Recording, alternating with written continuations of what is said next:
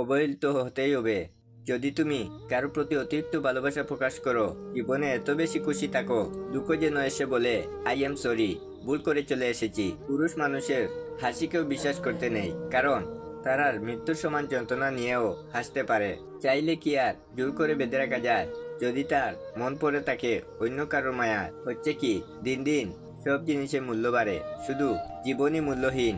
ভাবুক, লোক যেমন করে হোক সম্পর্ক টিকিয়ে রাখার চেষ্টা করে।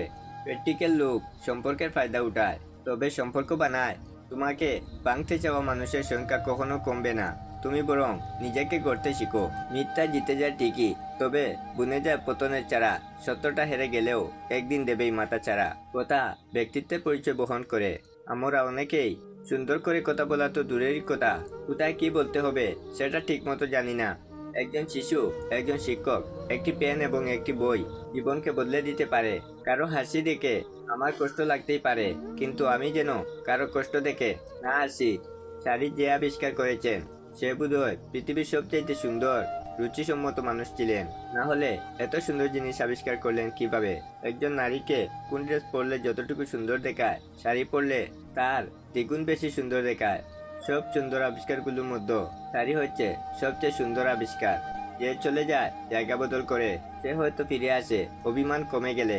আমি গরিব হয়েও পৃথিবীর শ্রেষ্ঠ ধনী, কারণ আমার কাছে পৃথিবীর শ্রেষ্ঠ সম্পদ আমার মা বাবা আছে। মাঝে মাঝে নিজের মনকে প্রশ্ন করি, আমি সত্যি ভালো আছি নাকি ভালো থাকার অভিনয় করে যাচ্ছি।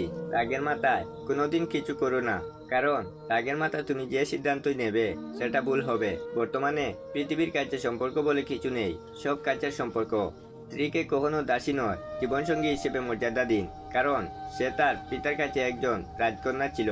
কাউকে পাওয়ার জন্য প্রার্থনা করে যদি তাকে না পাও, তাহলে বুঝে নিও তোমাকে পাওয়ার জন্য অন্য কেউ প্রার্থনা করছে, যার প্রার্থনার জোর তোমার থেকে অনেক বেশি।